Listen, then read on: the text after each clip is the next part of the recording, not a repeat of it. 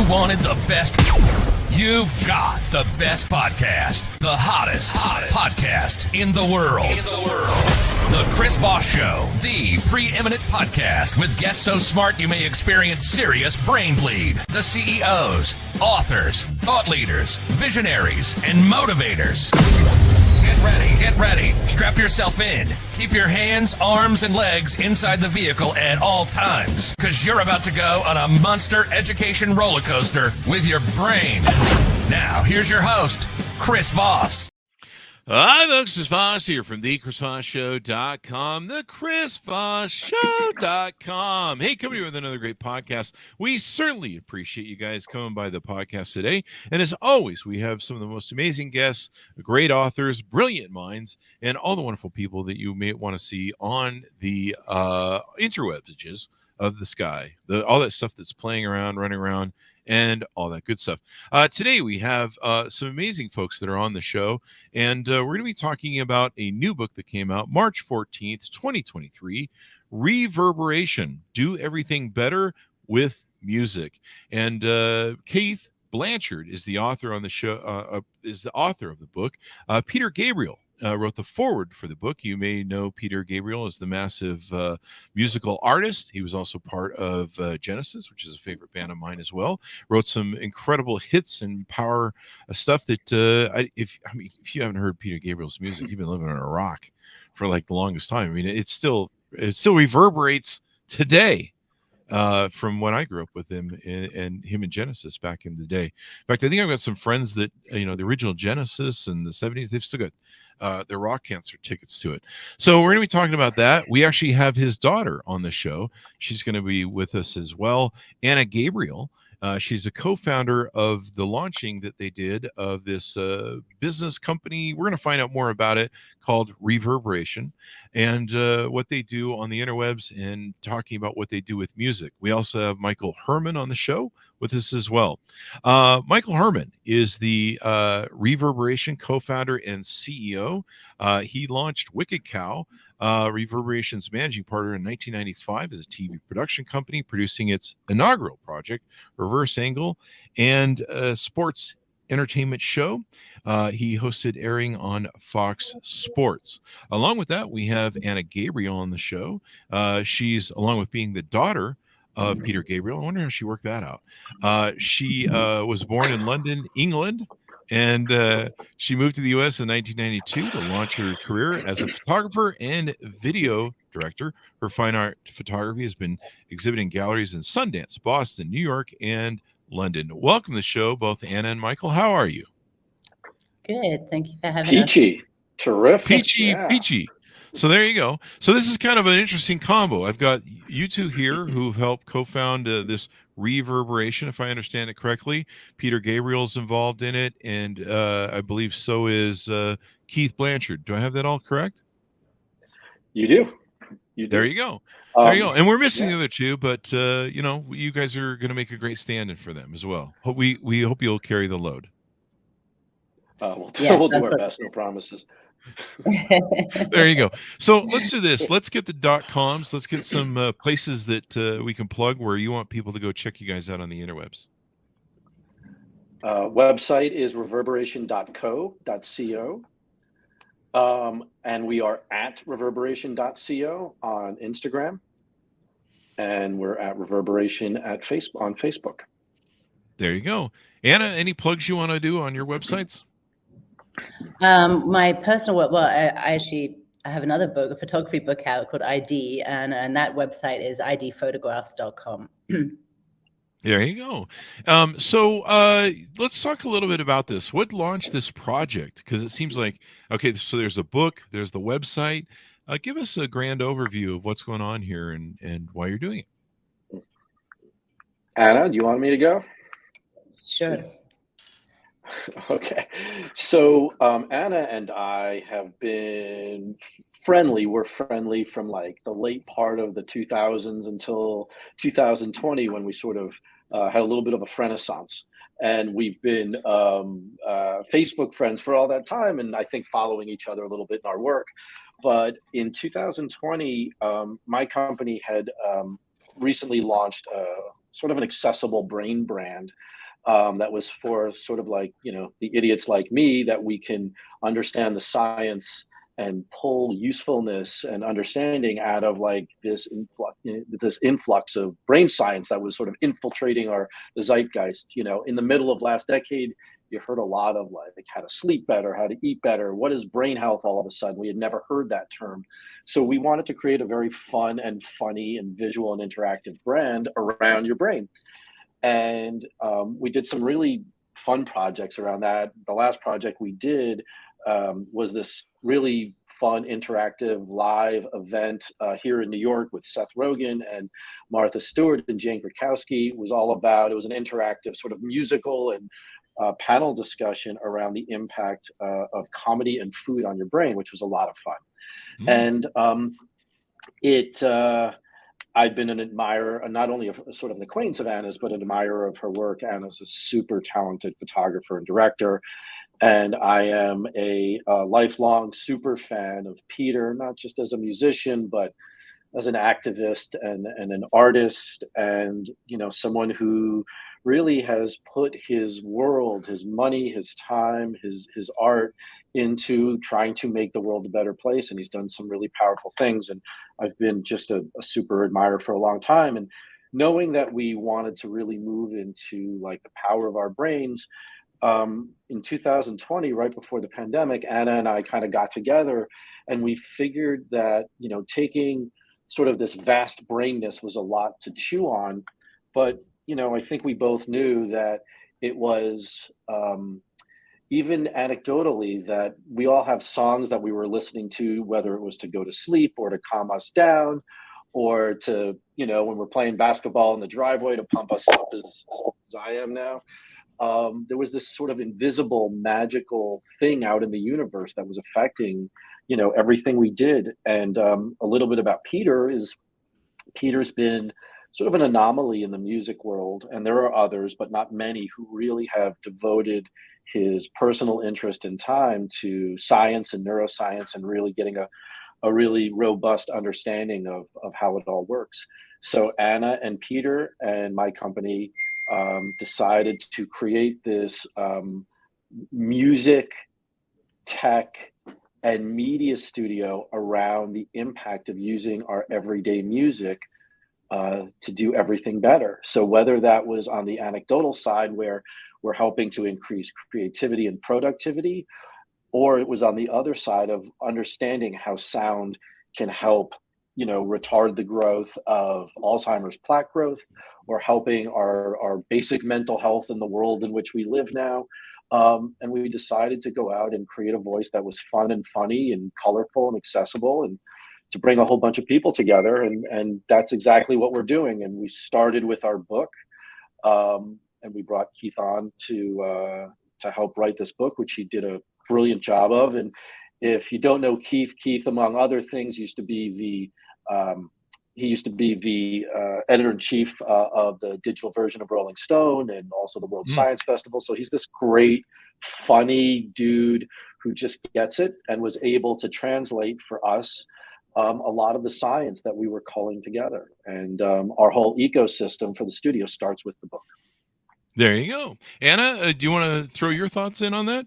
Yeah, well, just to add that we wanted to make the book as usable as possible. So something that, you can carry around that doesn't sit on a bookshelf and you can kind of flip through. So we also made it very visual and colorful. So each chapter is color coded, but it's, broken up into subjects like focus, sleep, become, connect, create. And then you can kind of flip to that chapter and find out, how music can help you within those daily activities that you might have. And it's also, made in FlexiBind, so you could put it in your pocket and carry it around a certain size. We sort of, put all these factors in to kind of make it as friendly as possible for the non-scientists and easily pick up and read. There you go. Music has such an integral part of our lives. I don't think I have to tell anybody that, but if I do, I just did. I grew up in, I was just looking up Shock the Monkey here on the Wikipedia, because I was a teenager when Shock the Monkey came out. I know that's hard to believe. because I look so young and Brad Pittish, but I actually was 1982. Very handsome. Yeah. Thank you very much. Thank you very much, sir. Yeah. The flattery will get you everywhere. 1982. I remember when that song came on the charts. It exploded. I graduated high school in '86, so I would have been what, junior high, 14. sophomore, about 14. So, but I remember how explosive it was. It was all over the radio. It was everywhere. It was such a huge hit. I believe MTV was coming up at that point. Man, it's all fading. But I remember the video on MTV was just like, just off the charts every 5 minutes. I That remember sort the of thing. video scared me quite a bit. Did it really? That's right. It had the monkey in it. It was kind of a little bit weird, but I mean, you'd watch it because you're just like, and that was kind of the whole age of, kind of interesting sort of videos, and everyone was experimenting and trying to make art. I think, Miami, what was it? The Miami Vice and stuff was going on. That was a real Miami Vice feel, if I recall correctly. But, music is one of those things that shaped us. In fact, we were talking before the show about how I just went and bought Metallica's new album, 72 Seasons. I went to this really interesting premiere they did of it. And maybe this plays into your book, but they did something that I don't think any artist has ever done yet. I could be wrong, but they released a movie, and it's a movie of all the songs in the album, where they introduced the album to us, not only in an audio format, but they released it in a movie format or video format or visual format as well. And so they literally sat down with us and they sold tickets to a one night only exclusive thing in movie theaters, where you could go and they introduce the album to you. And I have been in love with the last two albums of Metallica, and they haven't been that good. And I think a lot of people who are Metallica fans kind of agree. I mean, they're okay, but being able to sit down with the band, kind of almost on a one-on-one level, and have them introduce the music to me and what their thoughts of each song were, and then some of them were ones of them playing, and some of them were like weird, sort of almost Peter Gabriel's, sort of visual art things that you kind of, it gives you a different experience. And I'm in love with the whole album, and I don't know if I just got hoodwinked to love the album because of this whole experience they put me through, or if I just really like the music. And I'm pretty sure I really like the music. But it's interesting to me how, so many songs, we go back and love those songs that were kind of at that moment that got imprinted us at such a young age. And I think what you guys are trying to do is tie together the brain waves and the connectivity and frequency ranges as well, and why we fall in love with this music. Is that right? Yeah, absolutely. And I think that the point that you made about how you hear music is an interesting thing too, because that changes your experience, whether it's in a car, on headphones, at a live show. I think that can definitely affect your emotional experience of different sounds and music. Mm-hmm. But I think, in general, it's music, we're all made of sort of cells that vibrate, and music is a vibration, and it can connect to all of us in a very physical sense, and more even on the spiritual sense too, is my belief. But it's a very powerful tool that, if we can harness and we learn to use, it could help us dramatically with different elements of our life. There you go. Do you want to chime in or add anything onto that, Michael?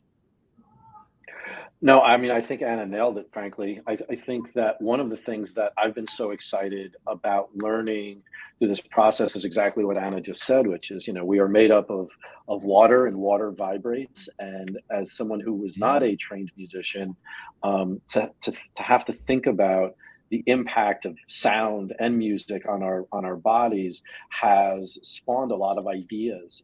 Again, not only we're developing ideas that have true medicinal, medical, science-driven application. So, understanding the biology and the physiology of music's impact when we hear sound and music has allowed us to try to approach systemic problems in a different way and creating those musical interventions. And that's probably, for me, like the most fascinating, is drilling the music down to such a scientific way in ways that it never would have considered as a layperson, leading up to the beginnings of creating the studio.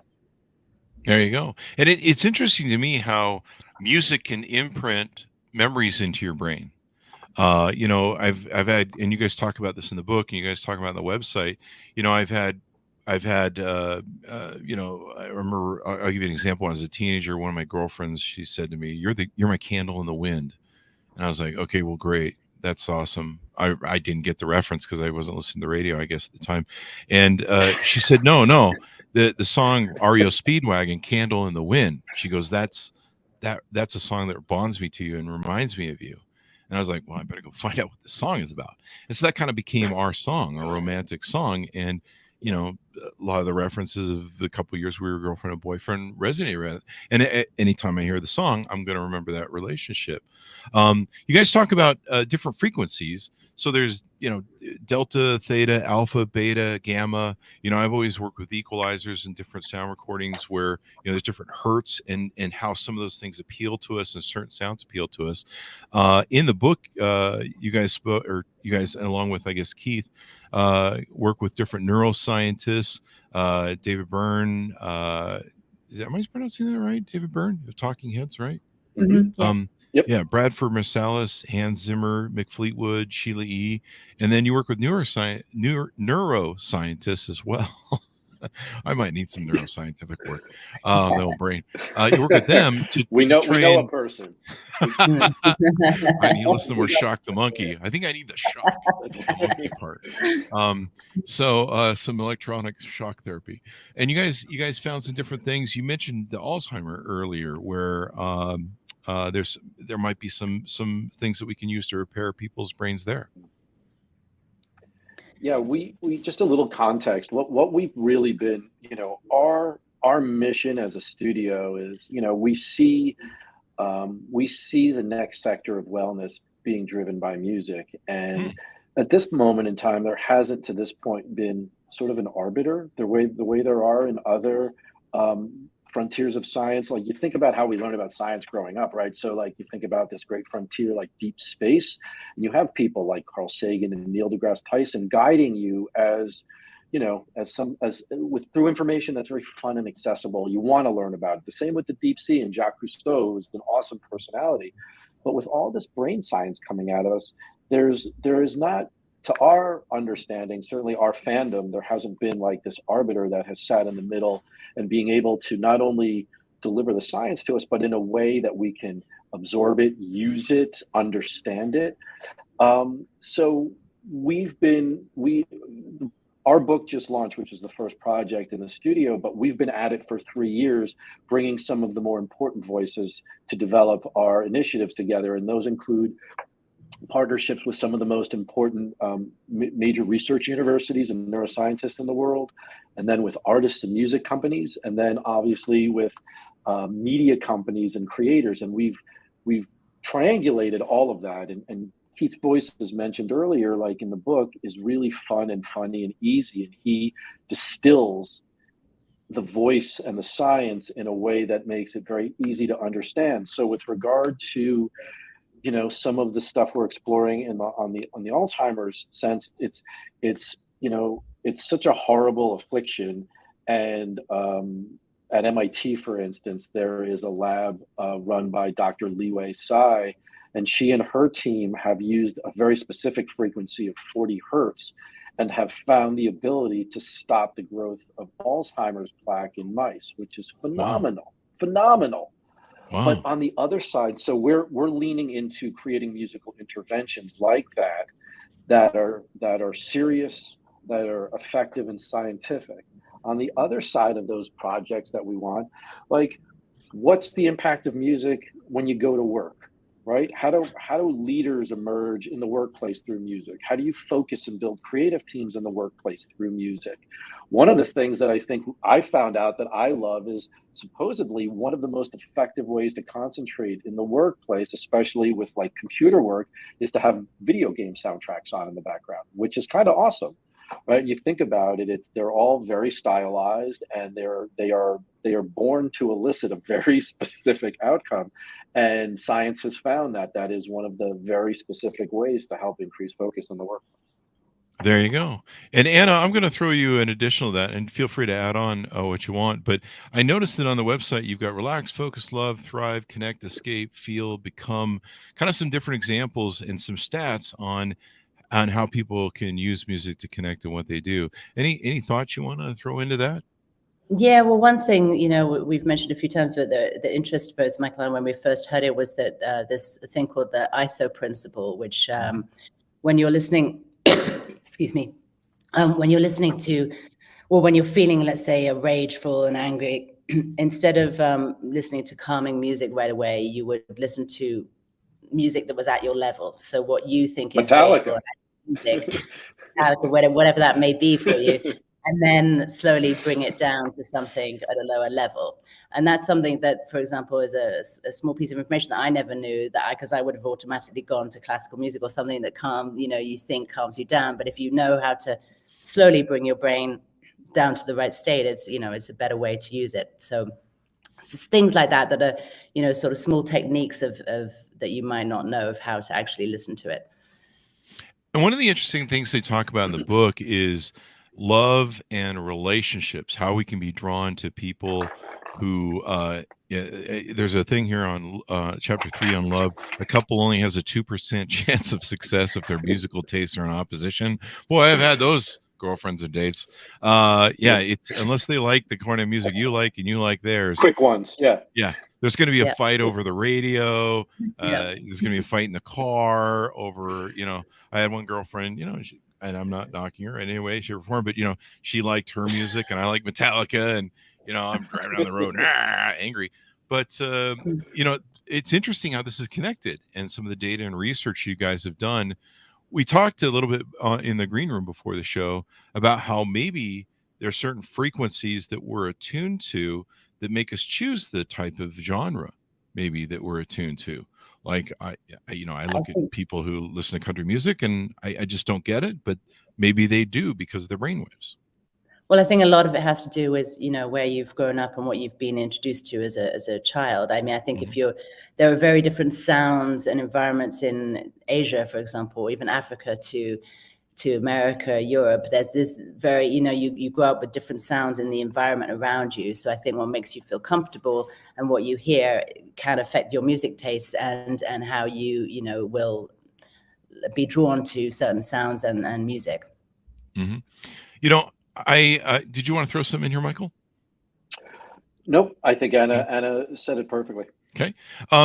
It's for me, we mentioned Metallica and love and stuff. Like in high school, I was in that love phase, and I had my girlfriend in high school, and we loved a lot of Journey. And Journey's like a lot of love songs. It's all about love, and there's not a lot of anger, depression, misery, headbanging going on at Journey over there. At least not that I've checked lately. But when I was young, my first real band I fell in love with was Rush, and their song Subdivision. I was, I think, 12 or 11 years old. I started going to school, and the fights at school and the strangeness of peer pressure and all that. And the song spoke to me in a way, not only with the musically, but with the lyrics, where it was, told me about, what the hell is, this whole subdivisions and the dreams of and all this sort of issues. And then later in life, I discovered Metallica, and I have depression in my past. My family, I think we might have some genetic. I don't know if it's genetic, but there's some definitely in my family.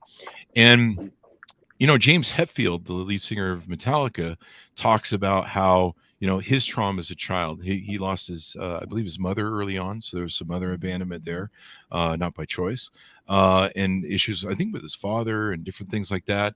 But for me, I'll listen to Metallica and people will be like, holy shit, man, you're really getting into that. That's some real headbanging stuff. But you'll tell people, hey, man, that's cathartic. And I used to have girlfriends that would watch Lifetime TV. And I come home and they'd be with their mom sitting in front of 2 feet in front of Lifetime TV crying. And I'm like, oh God. And I just turn around and leave. And I couldn't understand what the thing was, but what I finally got to understand was there's a cathartic process of emotions and feelings, and maybe what they're thinking that they're going through. And it helps kind of cleanse you. Like I can listen to Metallica, and when I get done, anger, misery. When I get done, I'm like, cool, man, the world's great again. It's almost a healing Chris, journey. it's funny. Total, no pun intended. Yeah, totally. It's funny. A buddy of mine who's a music file, said something to me a few years ago that actually reminds me a lot of you too, as we're just sort of listening to your nostalgia, where he said to me, like, a lot of a lot of reason why he listens to music is that he's very analytical when it comes to music, and he listens to the music strictly for the musical sake. I listen to a lot of music, certainly for the music, but like it's so visceral with me with certain, especially teenage emotions, and our musical lives are really shaped at, I think, 13, 14, and 15, when our brains are really processing music at its highest count, and we're associating music with those sort of adolescent memories. And I have those too, where listening to music, it's powerful. Like when you don't hear a smell, so you don't capture a smell for a long time, and then all of a sudden you smell something, and it takes you back instantly. Well, that the musical ties to your brain and the associations of those memories are such a strong draw for me personally, and obviously not alone here. And it really almost hijacks your brain. Mhm. And music can both help and frankly can manipulate at the same time. Think about all the times that we're manipulated, whether it's through a soundtrack or it's through a shopping experience, right? All things that can make you linger, make you excited to shop more, spend more, be more interactive, and those are the tricks of the trade. And we avail some of those secrets in the book, and it's amazing. Like, it almost feels like, certainly to me along this path, it just feels like it's this invisible magic trick that has all kinds of superpowers, and our job here is to decipher and put them to good use. There you go. I love the concept of this and the science about this. I'm an atheist that said we crawled up from the primordial soup and learned to walk on land, and sometimes I wonder if that's why we have this connection to the ocean. Like, I have a weird connection to the ocean, and we go and we stand there kind of in awe of it, but it might be, everyone's got a different opinion. They're entitled to it, but sometimes it might be our mother calling us home. But one thing you've kind of talked about is the reverberation, and there's something about listening to waves, and that it's very calming to me. I used to go down to the ocean in California whenever the world was, you're just like, oh my God, everything's just burning down in my life. And I would go down there, and it would not only calm me and still me and center me, but it would also kind of remind me, with the largeness of it, that all my stupid little problems didn't amount to a hill of beans across the eons of time that those waves have been crashing on that shore. Everything was a little speck of sand, and I would be healed. I would come back from it and go whatever. But like you said, we're water beings because we're made up a lot of water. At least most of us are. I think mostly I'm vodka. But that resonance in our soul, in our bodies. There's certain notes that can hit you that just can change your mood or emotions one way or another. Any thoughts? Well, I think that I feel exactly the same with water, but I also believe that because we were in our mother's wombs in fluid, Oh, and we had that motion of water, but also the sound, like the muffled sound of being underwater in the womb. And the other thing, in the womb, we also, one of the first sounds we hear is the heartbeat, our mother's heartbeat. And so it's like this very strong rhythmic sense, which I think also connects us to the rhythm of life, as it were.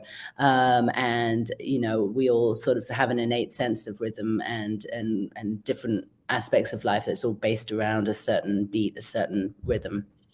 my mom must have had a Lars Metallica kick drum heart. Yeah. But what if instead you found out that it was more like Barry Manilow or Enya? Like, would it change the way that you look at Metallica? No, I love both those bands too. I'm like a connoisseur of everything from the 80s and 70s, 80s, a little bit in the 90s. I've come to embrace, but there's a lot of melodic. My mom sang to me. I think a lot of mothers sing to their children. There's kind of I think there's science behind it, but I think moms do it because they intuitively know. Yeah, there is. I mean, there's a lot of controversy to like play music in the womb, but there was a recent study actually we just got sent that they found out that babies who'd who in the last few weeks of before they were born, so not early on, but the last few weeks that they had music, either their mother singing or music played to the belly, actually developed better with speech when they were learning to read and write and talk.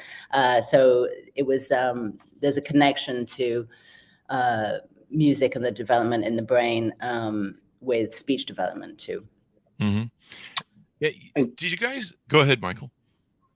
No, Chris, I was just going to say, we talked about a little bit in the green room just about how rhythm is important and how we start in a certain way. And Peter himself started out as a drummer, and a lot of what we're looking to explore is the power of rhythm and constancy, and how it affects and how we can measure math and time. And you think about things that are measured by rhythm, so many important things in our life. And those are things that we're trying to get down to the bottom to, and allow ourselves to have a better understanding of how rhythm can really help us breathe. It can help us communicate, and it can help us coalesce together, okay, build community. Because once you're at a concert, one of the great things that we learned is that your brainwaves sync up with your neighbors at a concert, and that's incredible to me. And that's often just based on the rhythm of the beat. Maybe that's what we feel when we're at concerts. Then there's kind of a unifying mind meld, absolutely, yes, body meld, emotion meld. We all feel the song. We all feel, if it's a painful song about sadness or misery or loss, we all kind of feel that. Everyone will cry. And what's also interesting to me is, well, there's one thing I want to get out of the way first. So I don't know if you guys researched in the book or have researched it yet, but someone should solve this riddle for me. There are times in my life where I won't have heard the song, and maybe I heard it, I don't know, in music or movie, and maybe that triggered it. But sometimes I'll get a track in my head. I think usually I pick it up. I'll hear it in a movie or, somewhere I'll hear the cut. And it can just be like a lick, the riff, of the dun dun dun, whatever it is, maybe the chorus or the beginning. And it sticks in your head. And I don't know, maybe I'm insane because I have a lot of ADHD or had, but that thing will bug me and haunt me. I'll wake up doing the tune in my head, and you're like, yeah. For the love of God, are you serious? And then eventually I'll figure out that it's going on, and I'll be like, can you leave me alone? Play another song or something, And it becomes, maybe it's my ADHD, but I'll eventually just have to listen to the song and then play it 5 times and sing to it just to kind of get it to release. Yeah. And I got to tell you, Anna, I looked up Peter's top songs here because I want to make sure there was anything I could pull from it. And I graduated high school in 1986. I was a big watcher of MTV, and I just noticed that one of his top songs is, of course, the song Sledgehammer. Guess what the hell's been playing in my head for the last 10 minutes just by seeing the word sledgehammer and having that song play? It is now in that place in my head right now, and probably will be for the next 24 hours. And also I'm reliving the video as well, because that was every other video on MTV in 1986 was Sledgehammer. So I have a little cameo in that video. I don't know if I like you or I was just about to share, Anna. That's right. Yeah. I think it's 3 minutes 42 seconds in. It's this freeze frame. There's little Anna. Fortunately a very quick Anna dancing around. And it's hypnotic. Sledgehammer. You can't I'm going to ruin it for everyone. I'm putting everybody's head now. We all have to share my pain. But Chris, so what you're experiencing is called an earworm, right? Oh. So we go into the book a little about one way to alleviate that earworm is to chew gum, because gum can help disrupt the neural pathways, which will help you get the song out of your head. Although you don't want to get Sledgehammer out of your head, you want to get a different song out of your head, right? Yeah, usually. I have several voices in my head from all the personalities, so we're always trying to just keep the kill one on its own. We don't want to listen to that voice. At least that's what my judge and parole agent said anymore. We can't is there voice anymore. Is there a song though that that if you hear it, it's going to be sticky for days? Oh yeah. Because I have a couple in my head that I know that if I hear it, that's the end. There's no amount of Big League Chew in my mouth that would stop that song from repeating and repeating. Yeah, I've scheduled a few lobotomies with some songs, but Sledgehammer is one of those songs. Shock the Monkey is another song. Zombie by the Cranberries is a song, and Ants Marching Mm. by Dave Matthews. I challenge anyone to go out and listen to those and not have it, stick in your mind this time tomorrow. Yeah. And I think it's interesting how we have kind of an assembly of those. Maybe that's the way we process our emotions, or we're using music to process our emotions. Because sometimes I find, like, why is this song stuck in my head? And there's something eating me. There's sometimes where I've had something that's eating me. There's some sort of subconscious idea process about something I wanted to write down, or something that I'm trying to square in my head or get a resolution to, and somehow that music is guiding me, or sometimes it's the lyrics that are hitting me. Any thoughts on that? I think it can be a combination. Some people are more affected by lyrics than they are by the sound and tones, but I think there's specific, elements to the music, as well as the lyrics are the obvious one where people connect to what somebody's saying. But sound-wise, I think there are certain tones, chords, progressions that you can use that will elicit different emotions in people. So I think the combination is what gets to people. But I think on the other side, there's like music can be used in terms of sticking something in the positive side of actually remembering things too. Like if you're at school and, if you're learning your ABCs, you learn it with a song. And you remember it because of the way it's sung. And it's attached to music. For me personally, my dad used to help us learn our multiplication tables using some song or another he made up. But it always helped. And I'm a believer that it should be used in education for kids all over the place in whatever subject matter. Mm-hmm. And one of the things you talk about in your book is all these different emotions and features and how music works. We mentioned Enya and like new age music and different things. Piano music is like I don't know if dopamine is the right word. It's almost like a turkey eating turkey with the what's it called? Tryptophan. Tryptophan. Tryptophan. Yeah. If I hear really slow, beautiful piano music, it's almost hypnotic, and it will just make my brain. It's like hitting my brain with a nice brick or something, and I just go, ooh. You guys talk about relaxing there. One thing you talk about too is like sex and music and playlists for the people like, and how that can have an effect on our love and lovemaking. Anna, you want to feel that one?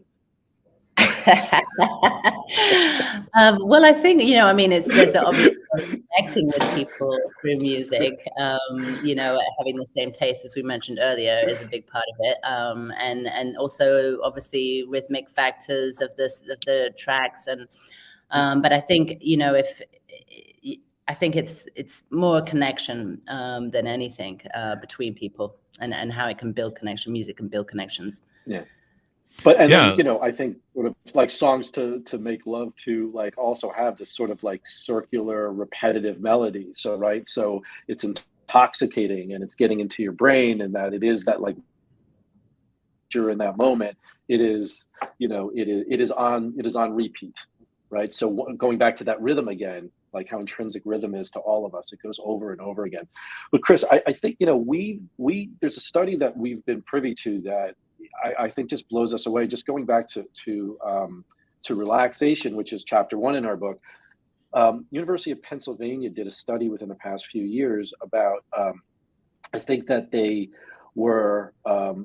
had culled together about 157 people who were pre-surgery, and they gave, I think, about half of them some medicinal sedative, an IV sedative, as a nerve block, and the other half, they through noise canceling headphones, they played what is supposed to be the world's most relaxing song, which is a song called "Weightless" by a band called Marconi Union, and the results were phenomenal.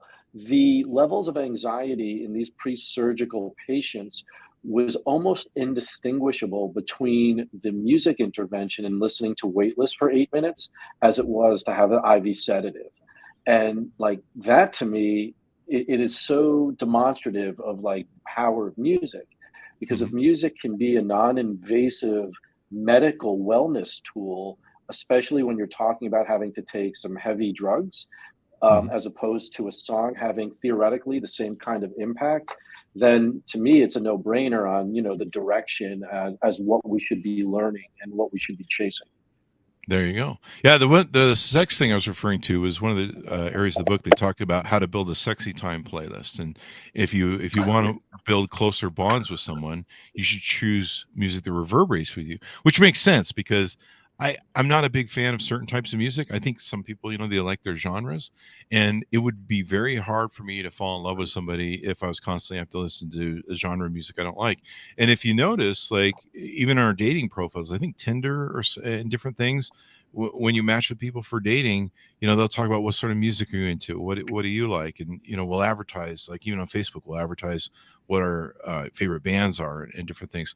So that makes a difference. So this would be really great too, because I can see what you guys are talking about now with like Alzheimer's and dementias. And I know dementias, I'm clearly in the early stages, dementia and how music and the frequencies can be used to stimulate the brain to keep it from dying. Is that your hope that maybe you can translate some of that, the science of it, into therapies like you mentioned earlier? We've done our best to surround ourselves with the world's most pioneering scientists who could speak to the science a lot better than we can. Frankly, our job was to vet the musical interventions that we're building through these media projects with these scientists. I think it would be irresponsible, certainly for me, to begin to explain to you how the frequency hits the cochlea and then translates into the brain through electricity. But that's what I can tell you on its most basic level is what is happening. But we do go into some of the more specific science throughout each chapter in the book, and that will help guide the reader to better understand with each sort of intersection that we address in the book, whether it's focus or relaxation or becoming and thriving, that you can put the science to work for very usable tools. There you go. So what do you guys hope to do in the future? Is there a roadmap yet, or are you playing it out to see how it goes?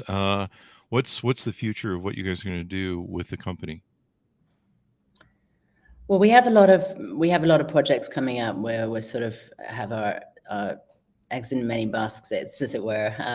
But we, we'll be releasing sort of, media projects such as, podcast, TV show, all sorts of things, as well as hopefully a traveling museum, like live events, different, there are many different places we can go. I mean, music is obviously, it's so, it could be involved in anything really.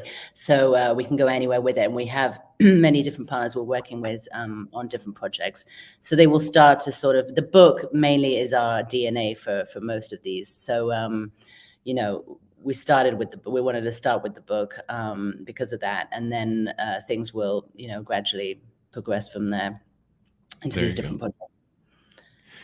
And I think it maybe explains why, I hate to toot my own horn being a Gen Xer, but that's what we do. But it's interesting how the music from my era of time, and I'm not going to throw you guys under the bus for age-wise and assume that you're in that same era. But it seems like the 80s, the 70s had some of the most greatest music ever. And I know some people will argue with me about, but what's interesting is that music, like Peter Gabriel's music, a lot of his list, In Your Eyes. I mean, this stuff still resonates today. And every now and then I'll be like, oh man, that was such a great song. I remember that song on the radio. I mean, the radio. Those of you who are millennials and Gen Zs, you'll have to Google what a radio is. But I remember those experiences. And, back in my day, you'd sit by the radio and wait for that song. You call the DJ, hey, can you play this song? And then you hope that he would. And then plus pray and record to see if you can record it. Try and catch it. I remember, like I say, I grew up watching MTV, and Peter Gabriel was a real big impact on their broadcasting. But it's interesting how so much of that music is like still alive today. It resonates, and maybe it's because of those frequencies like you guys are talking about, and that's the real power of them. Even today's musicians and artists sample a lot of that music, that rap. People put different sampling in their music, and a lot of people will talk about the influence of what they're currently doing as an artist to that music, and a lot of them are going back and using it. So it's interesting to me how that keeps coming back.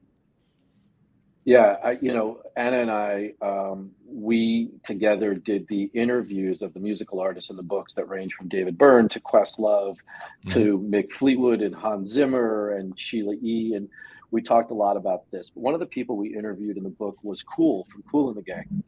And I remember his telling us that, he asked his mom, like, what makes a hit song? And she said, it's always a simple melody.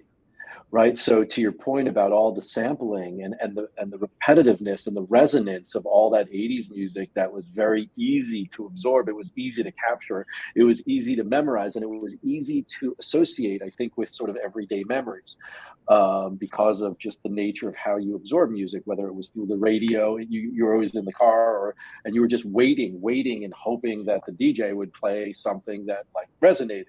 And I think those associations were deeply ingrained through very simple melodies. And I think that's probably a reason. If you look back at some of the songs that you feel are sort of coming back at you, there's probably a very simple melody associated. Any thoughts on that, Anna? Well, David Byrne said something interesting that I thought was that people of the younger generation of today actually don't have as much bias on styles and types of music. They're much more willing to listen to music of a different generation. It's not like their parents' music, and it's not got such a cliche as it did when probably all of us were younger. And so it's interesting. And we were kind of thinking, is this because of the way, music is available now? Are we listening to just singles and not albums? Is it much more mixed playlists, and the streaming services? But it's just, I thought it was an interesting point that he made. Yeah, and I think movies and TV play a big part. Like I was a big Styx Grand Illusion fan when it came out. I'm that old. Wait, I didn't think I came out in Grand Illusion. The Grand Illusion, what an album. And then it had that huge comeback when South Park did a redo of Come Sail Away on the show. A parody. They did it with Rush and I think Tom Sawyer. And they've done a lot of artists, but there's been different movies too that have done that as well. They do that replay, and suddenly it becomes. There was the thing recently where a couple years ago on TikTok where the one gentleman, I think it was Dreams, or it was one of the Fleetwood Mac songs, and he played it while drinking Ocean Spray. And suddenly Ocean Spray started selling a million things, and it became like this huge thing. And Mick Fleetwood's like, hey man, we need to get on this TikTok thing. We just sold 40 million records. And Exactly. you look at stuff like Pink Floyd's boy, I'm getting too old. I need some more Shock the Monkey help. Pink Floyd's The Wall, and then Dark Side of the Moon. I mean, that thing was on like the thing forever. What's interesting too to me, and I know I'm kind of rambling a little bit here, but there's a point to it. There's certain songs and certain music that you listen to that the words don't matter. Like Steely Dan, like all their stuff. I was a fan of Steely Dan for like 30 years. And one day I sat down and I was like, I should figure out what the lyrics are to all these songs that I'm always going to court. Like, what the hell is this? And I started reading, the origins of the songs, and, being the drug fiends they were and half insane. We've had some of the producers of theirs on, and they're great guys. But, I started reading some of the music and I'm like, this is completely not what I imagined the music was I was singing to. But, and everyone has their own interpretation. So it's kind of interesting that way. Maybe we can solve Alzheimer's by, I don't know, Metallica. I don't know. You just need more head banging. So maybe less head banging. I don't know. Somewhere. Anything we haven't touched on that you guys want to tease out about what you guys are doing and how you're doing it? Now that we've established the 80s are the greatest musical era ever. Look, one of the things, I mean, look, I love what we're doing because like music is so accessible. It's democratized. It's a tool that I think we're just learning how to hone. Chris, you talked about early on, there are sciences in the world that are buttoned up tight, right? And science is science. And I think the science around music and the neuroscience of music is evolving. And our job as we see it is to make sure that we're ahead of that science and we have the right scientific data, the right scientists around us to help us make sure that whatever we can imagine to create, where music is so bespoke and we all absorb it different ways, that we're trying to create opportunities to help people, including ourselves, learn how to make use of the music in a different way than they had before, and realizing the tools that they have at their fingertips. Yeah, maybe there's some science to it. Anna, any parting thoughts? Well, just that I think, music is, cliched, the universal language, but it's true. I mean, and I believe that, it predates language as well, itself and speech. But, it's just such a powerful, just the fact that, we talked about this earlier, but the fact that music and smell can skip our frontal cortex and go right to the limbic system, and where we feel and we skip all reasoning, is just, it goes straight to the core, as it were. So it is a extremely powerful tool for all of us. There you go. You know what was funny? That was the other thing I was trying to remember. I game with my nephew, and he's he was like 12 or 14 at the time, and I would game with him across our game Destiny and Call of Duty, and he started singing. Like, he would just be, we'd be playing, and he started singing the Queen song, Another One Bites the Dust. There's a couple others he songs. I think Bohemian Rhapsody and a few other ones. And I said to him, I about fell off my chair. I go, do you know what the song is? He goes, I don't know. No one hit the button. Just, he's singing the little tune. And he does that with a lot of classic songs from the 80s. And I said, and I kind of fell off a chair. I go, do you know where that song, how old that song is? And he goes, I don't know. It's a song I just kind of like. And I go, I was your age in junior high when hit the Queen song, Another One Bites the Dust. I had the single. I think I might still have the 45 single. So, Uncle Chris, you're old. Yeah, it reminds me of that a lot. But then I'm like, it was so amazing that here he is, and probably 40 years later, the same song is resonating with him that it did to me at my age, and it kind of gives you goosebumps. You're kind of like, wow. Yep. But once again, that reiterates why the 70s and 80s was the greatest musical generation ever, and everything after that has been downhill. So there you go. Grunge sucks. Anyway, I'm just kidding. I love Nirvana. I love Nirvana. That's about it. Anyway, guys, thank you very much for coming on the show. Give us your .com so people can find you on the Earworms, please. Yeah, reverberation.co. Yeah. There you go. And your guys' personal works, please.